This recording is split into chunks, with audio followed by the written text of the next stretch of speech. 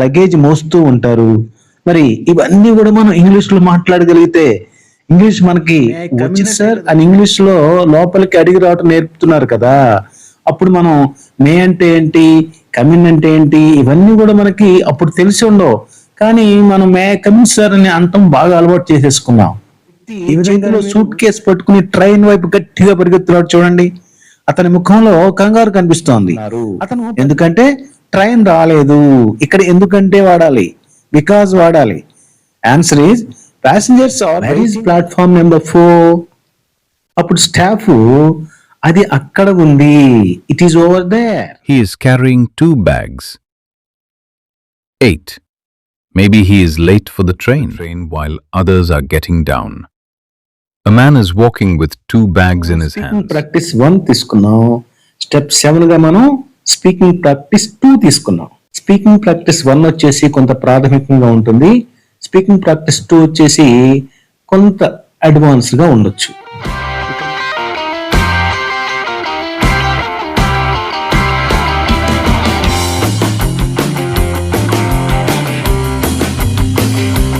విద్యా సంబంధమైన ఛానల్స్ తక్కువ మంది చూస్తూ ఉంటారు. చూసిన మీరు కూడా లైక్ చేయకపోతే ఎలాగో చెప్పండి. దయచేసి లైక్ చేసి షేర్ చేయండి. నమస్తే. నమస్తే ఫ్రెండ్స్, మీకు ఇంగ్లీష్ వెన్నెలా ఛానల్ కి మరలా స్వాగతం. గత క్లాసులో అంటే ఎపిసోడ్ 4లో ప్లే గ్రౌండ్ లో బాగా ఆడుకున్నాం కదా. మరి ఈ రోజు ఎక్కడికి వెళ్తున్నాం? రండి జర్నీ చేద్దాం. మన కళ్ళ ముందు ఒక పెద్ద రైల్వే స్టేషన్ చిత్రం ఉంది కదా. ఏమండి, రైల్వే స్టేషన్ అంటే కేవలం రైళ్లు వచ్చే చోటు కాదు. ఇంగ్లీష్ నేర్చుకునే వాళ్ళకి అదొక పెద్ద క్లాస్ రూమ్. ఒకరు పరిగెడుతుంటారు, ఒకరు ఛాయ్ తాగుతుంటారు, ఒకరు లగేజ్ మోస్తూ ఉంటారు. మరి ఇవన్నీ కూడా మనం ఇంగ్లీష్ లో మాట్లాడగలిగితే ఇంగ్లీష్ మనకి వచ్చినట్టే కదా, లేదా వస్తున్నట్లే కదా. ఈరోజు మనం నేర్చుకోబోయే మ్యాజిక్ ఏంటంటే, ఈ చిత్రం ఆధారంగా ఎందుకంటే, బికాస్ మరియు కాబట్టి, సో అనే పదాలను వాడుతూ పెద్ద పెద్ద ఇంగ్లీష్ వాక్యాలను సొంతంగా ఎలా తయారు చేయాలో నేర్చుకుందాం. రైట్, రండి అందరం కూడా ట్రైన్ ఎక్కేద్దాం. ఓకేనా ఫ్రెండ్స్? మనం ముందుగా ఎప్పటిలానే ఒకాబులరీ చూద్దాం. ఈ ఒకాబులరీ అనేది ఒక పద్ధతిగా చెప్పుకుంటున్నాను తప్ప మీకు దీంట్లో తెలియని పదం ఏది ఉండదు. ఓకే.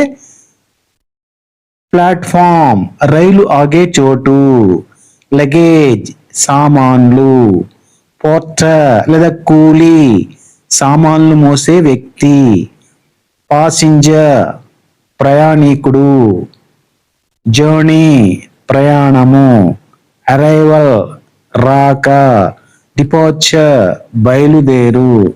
ఫ్రెండ్స్, ఇవన్నీ కూడా మీకు తెలిసినవి కదా. కాకపోతే మీరు వొకాబులరీని ఎలా ఉపయోగించుకోవాలి? ఫర్ ఎగ్జాంపుల్, మనం స్టేషన్కి వెళ్ళగానే ట్రైన్ ఏ ప్లాట్ఫామ్ మీదకి వస్తోంది అని అడగాలి కదా. అప్పుడు ఎలా అడగాలి? Which platform is the train coming on, which platform is the train coming on, ఇలా అనటం అలవాటు చేసుకోవాలి. ఎప్పుడైనా సరే ఇంగ్లీష్ని మీరు గ్రామర్ పరంగా నేర్చుకోవాల్సినటువంటి అవసరం లేదు. ఒక ఫ్రేజ్ లాగా మీరు గుర్తుపెట్టుకుంటే దాన్ని మీరు పదే పదే అంటూ ఉంటే అదే వచ్చేస్తుంది. చిన్నప్పుడు మనం 6th క్లాస్ లో ఎంటర్ అవగానే మనకి మే ఐ కమిన్ సార్ అని ఇంగ్లీష్ లో లోపలికి అడిగి రావటం నేర్పుతున్నారు కదా. అప్పుడు మనం మే అంటే ఏంటి, కమిన్ అంటే ఏంటి, ఇవన్నీ కూడా మనకి అప్పుడు తెలిసి ఉండవు. కానీ మనం మే ఐ కమిన్ సార్ అని అంతం బాగా అలవాటు చేసేసుకున్నాం. ఈ విధంగా మీరు చాలా వరకు మీరు ఫ్రేజెస్ లాగా గుర్తుపెట్టుకోండి. అంతే తప్ప తెలుగు వాక్యాన్ని ఇంగ్లీష్ లోకి ట్రాన్స్లేషన్ చేస్తేనే ఇంగ్లీష్ వస్తుంది అనుకోవద్దు. అలా ఇంగ్లీష్ మాట్లాడటం రాదు. మనకి రిటర్న్ ఇంగ్లీష్ బాగా డెవలప్ అవుతుంది. గ్రామర్ పరంగా మన కాంపిటేటివ్ ఎగ్జామ్స్ రాసుకోవడానికి బాగా పనికొస్తుంది. ఇంగ్లీష్ మాట్లాడాలంటే మాట్లాడటమే. ఇంగ్లీష్ మాట్లాడటం మీకు రావాలంటే మనం తప్ప మాట్లాడటమే. అంతే తప్ప ఒక తెలుగు పేరాన్ని ఇంగ్లీష్ లోకి మారిస్తే మాట్లాడటం రాదు. ఇంగ్లీష్ మీద ఒక అవగాహన వస్తుంది. ఇది మనం ఎన్నోసార్లు మీకు చెప్తున్నాను. మన ప్రతి వీడియోలో కూడా ఈ విషయం మీకు అర్థమయ్యే ఉంటుంది. ఓకే ఫ్రెండ్స్, ఇప్పుడు రెండో స్టెప్ గా గ్రామర్ మ్యాజిక్ చూద్దాం. మన గ్రామర్ మ్యాజిక్ లో 2 మ్యాజిక్ వర్డ్స్ నేర్చుకుందాం. ఒకటి బికాజ్, 2 సో. మొదటి మ్యాజిక్ వర్డ్ బికాజ్. బికాజ్ అంటే ఎందుకంటే. చిత్రంలో ఒక వ్యక్తి చేతిలో సూట్ కేసు పట్టుకుని ట్రైన్ వైపు గట్టిగా పరిగెత్తున్నాడు చూడండి. అతని ముఖంలో కంగారు కనిపిస్తోంది. అతను పరిగెడుతున్నాడు ఎందుకంటే అతనికి లేట్ అయ్యింది. ఇది మనం ఇంగ్లీష్ లో చెప్దాం, he's running because he's late. He's running because he's late. అలాగే మరో ఉదాహరణ చూద్దాం. చిత్రంలో ఒక అబ్బాయి టీ స్టాల్ దగ్గర చాయ్ తాగుతూ ఉన్నాడు. రాజు చాయ్ తాగుతున్నాడు ఎందుకంటే చలిగా ఉన్నది. ఇది చెప్దాం, Raju is drinking tea because it is cold. Raju is drinking tea because it is cold. Friends, ఎప్పుడైనా సరే ఒక పని ఎందుకు జరిగిందో దానికి కారణం రీజన్ చెప్పాల్సి వచ్చినప్పుడు వాక్యం మధ్యలో బికాజ్ పెట్టేయాలి. క్లాసుకి ఎందుకు లేట్ అయింది? Because I missed the bus. అంతే, చాలా సింపుల్, రైట్? అలాగే రెండో మ్యాజిక్ వర్డ్ చూద్దాం, సో. సో అంటే కాబట్టి. ఈ సో అనేది బికాజ్ కి రివర్స్ అన్నమాట. బికాజ్ కారణాన్ని చెప్తే సో అనేది దానివల్ల జరిగిన ఫలితాన్ని అంటే రిజల్ట్ చెప్తుంది. అదే పరిగెడుతున్న వ్యక్తిని చూసి ఈసారి సోతో వాక్యం చేద్దాం. అతనికి లేట్ అయింది కాబట్టి అతను పరిగెడుతున్నాడు. ఇంతకుముందు మనం ఏం చేసాము? అతను పరిగెడుతున్నాడు ఎందుకంటే అతనికి లేట్ అయింది. ఇప్పుడేం చెప్తున్నాం? అతనికి లేట్ అయింది కాబట్టి అతను పరిగెడుతున్నాడు. చూడండి, ఇదే భాషా సౌందర్యం అంటే. ఇంచుమించు అర్థం ఒకటే కానీ చెప్పే విధానంలో తేడా ఉందన్నమాట. He's late, so he's running.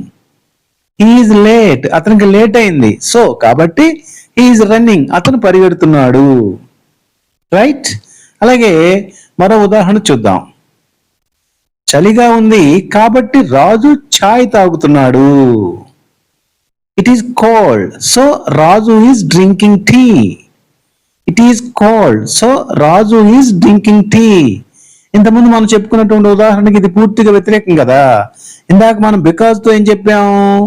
రాజు ఛాయ్ తాగుతున్నాడు ఎందుకంటే చలిగా ఉంది అతనికి. దీన్ని మనం Raju is drinking tea because it is cold. So మీకేమర్థమైంది? బికాజ్ సో అనేటటువంటివి ఒకదానికి ఒకటి వ్యతిరేకమైనటువంటి అర్థాల్లో ఉపయోగించినప్పటికీ సెంట్రల్ ఐడియా మాత్రం ఇంచుమించు ఒక్కటే, రైట్? దీన్ని మీరు సింపుల్ గా గుర్తుపెట్టుకోవాలంటే ఒక ట్రిక్ చెప్తాను. పని ప్లస్ బికాజ్ ప్లస్ కారణం. బికాజ్ ఉపయోగించాలంటే ముందు పని ఉండాలి. He's running, పరిగెడుతున్నాడు. బికాజ్ మధ్యలో పెట్టాం ఎందుకనగా కారణం. హీఈస్ లేట్, అతను లేట్ అయిన కారణంగా. అదే సో ఉపయోగించాలనుకోండి, ముందు కారణం పెడతాం, మధ్యలో సో పెడతాం, తర్వాత పని పెడతాం. కారణం హీఈస్ లేట్, సో పని హీఈస్ రన్నింగ్. ఇప్పుడు మీకు బాగా అర్థమైంది కదా? గుడ్ ఫ్రెండ్స్, ఇప్పుడు మనం ఈ బికాజ్ సోతో కొన్ని ప్రాక్టీస్ ఎక్సర్సైజెస్ చేద్దాం, రైట్? లగేజీ బరువుగా ఉంది కాబట్టి అతను మోయలేకపోతున్నాడు. దీనిని చెప్పండి. The luggage is heavy so he cannot lift it. He can't lift it, right? అలాగే ప్యాసింజర్స్ ప్లాట్ఫామ్ మీద వెయిట్ చేస్తున్నారు ఎందుకంటే ట్రైన్ రాలేదు. ఇక్కడ ఎందుకంటే వాడాలి, బికాజ్ వాడాలి. Answer is passengers are waiting on the platform because the train has not come. Because the train has not come. అలాగే మరో వాక్యం, రైలు వచ్చింది కాబట్టి జనాలు ఎక్కుతున్నారు. The train arrived so people are boarding. The train arrived so people are boarding. అలాగే మరో వాక్యం, కూలీ లేదా పోర్టర్ కి డబ్బులు ఇచ్చారు ఎందుకంటే అతను సామాన్లు మోసాడు. They paid the porter because he carried the luggage. They paid the porter because he carried the luggage. Friends చూసారా? బికాజ్ సో వీటితో ఎంత పెద్ద వాక్యాలు ఎంత ఈజీగా మాట్లాడేసామో. గ్రామర్ అంటే భయం పోయింది కదా. ఇప్పుడు మీ హోంవర్క్ వచ్చేసి నేను ఒక తెలుగు వాక్యం చెబుతాను, దానికి ఇంగ్లీష్ మార్చి మీరు కామెంట్ రాయండి. ఏదో ఒక కామెంట్ చేయండి ఫ్రెండ్స్. చూసారా ఫ్రెండ్స్? బికాజ్ మరియు సో వీటితో ఎంత పెద్ద వాక్యాలైనా సరే ఎంత ఈజీగా మాట్లాడేసామో. గ్రామర్ అంటే భయం పోయింది కదా. ఇప్పుడు మీ హోంవర్క్ గా నేను ఒక తెలుగు వాక్యం చెప్తాను, దాన్ని ఇంగ్లీష్ లో మార్చి క్రింద కామెంట్ చేయండి. ఏదో ఒక కామెంట్ చేయండి ఫ్రెండ్స్. కామెంట్స్ ఎక్కువగా ఉన్నప్పుడు యూట్యూబ్ అల్గారిథం మన వీడియోని ఎక్కువ సపోర్ట్ చేస్తుంది. ఈ చిన్న సపోర్టు నేను మీ నుంచి ఆశించకూడదా? ఓకే ఫ్రెండ్స్, మీ ఇష్టం. ఆ వాక్యం వచ్చేసి నాకు ఆకలిగా ఉంది కాబట్టి నేను తింటున్నాను. నాకు ఆకలిగా ఉంది కాబట్టి నేను తింటున్నాను. దీనికి జవాబు కామెంట్ చేయండి ఫ్రెండ్స్. వచ్చే పార్ట్ 6లో మనం ఒక హోటల్కి వెళ్దాం. అక్కడ ఆర్, ఐదర్ ఆర్ వీటితో ఆర్డర్స్ ఎలా ఇవ్వాలో నేర్చుకుందాం. ఇప్పుడు స్పోకెన్ ఇంగ్లీష్కి అసలైన రహదారిలోకి వెళ్దాం. స్టెప్ 3గా మనం బేసిక్ డిస్క్రిప్షన్ చూద్దాం. Hello friends, today we are going to learn English through a real life railway station picture. Observe the picture.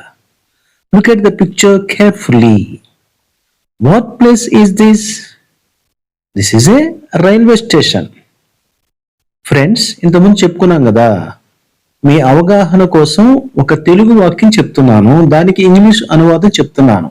నిజానికి తెలుగు వాక్యం నుండి ఇంగ్లీష్ని అనువదించాలి అనే ఆలోచనతో మీరు ఉండొద్దు.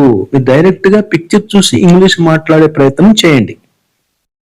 ఓకే, ఒక రైలు ప్లాట్ఫామ్ వద్ద నిలబడి ఉన్నది.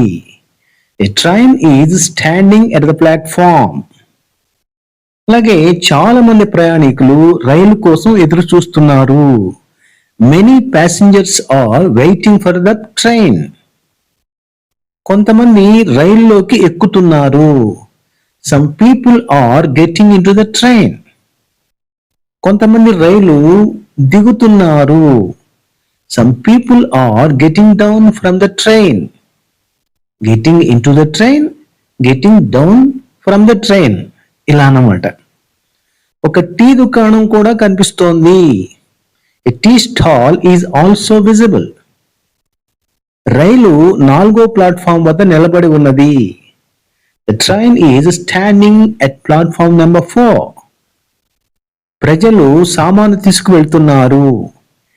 People are carrying luggage. ఒక వ్యక్తి 2 బ్యాగులతో నడుస్తున్నాడు. A man is walking with 2 bags. కొంతమంది ప్రయాణికులు టీ తాగుతున్నారు. Some passengers are drinking tea. Station చాలా రద్దీగా కనిపిస్తోంది.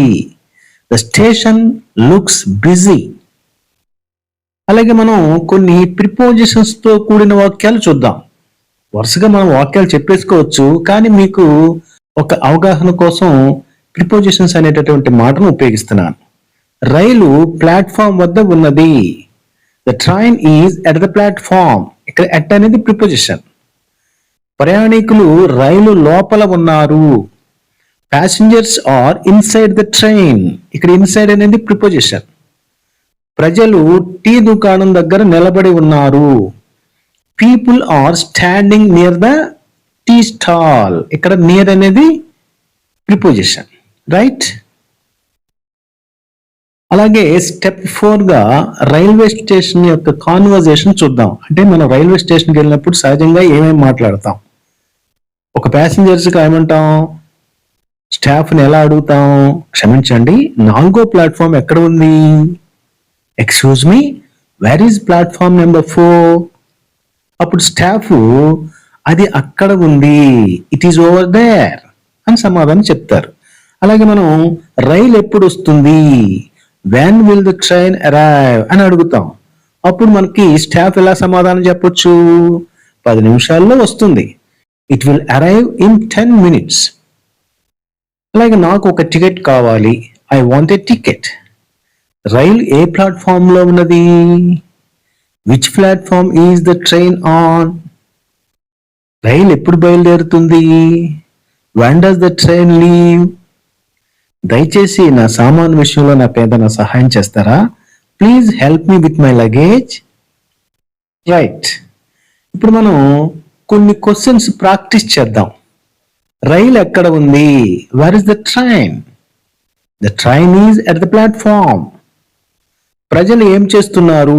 What are the people doing? They are waiting for the train. ఆ వ్యక్తి ఏమి తీసుకెళ్తున్నాడు? What is the man carrying? Is carrying bags. Okay friends, ఇప్పుడు స్పీకింగ్ ప్రాక్టీస్ 1 మరియు 2లకు వెళ్దాం. ఈ వీడియోలో ఇంతవరకు మీరు నేర్చుకున్న దాన్ని ఇప్పుడు అప్లికేషన్లో పెట్టాలి, ఇప్పుడు అప్లై చేయాలన్నమాట. ఓకే, రెడీనా? Good. 1. Look at this picture carefully. 2. This is a railway station. 3. A train is standing at platform number 4. 4. Many passengers are waiting for the train. 5. Some people are boarding the train. 6. Look at the man in the middle. 7. He is carrying 2 bags. 8. Maybe he is late for the train. 9. There is a tea stall on the platform. 10. Passengers are drinking tea. 1. Look at this picture carefully. 2. This is a railway station. 3. A train is standing at platform number 4. 4. Many passengers are waiting for the train. 5. Some people are boarding the train. 6. Look at the man in the middle. 7. He is carrying 2 bags. 8. Maybe he is late for the train. 9. There is a tea stall on the platform. 10. Passengers are drinking tea. This picture shows a busy railway station. A train is standing at platform number 4. Many passengers are waiting for the train. Some people are getting into the train while others are getting down. A man is walking with 2 bags in his hands. There is a tea stall on the platform, and some passengers are drinking tea and eating snacks. Everyone looks busy because they are preparing for their journey. The railway station is crowded and full of activity. This picture shows a busy railway station. A train is standing at platform number 4. Many passengers are waiting for the train. Some people are getting into the train while others are getting down. A man is walking with 2 bags in his hands. There is a tea stall on the platform, and some passengers are drinking tea and eating snacks. Everyone looks busy because they are preparing for their journey. The railway station is crowded and full of activity. అంటే step 6గా మనం ఏం తీసుకున్నాం? Speaking practice 1 తీసుకున్నాం. Step 7గా మనం speaking practice 2 తీసుకున్నాం. Speaking practice 1 వచ్చేసి కొంత ప్రాథమికంగా ఉంటుంది.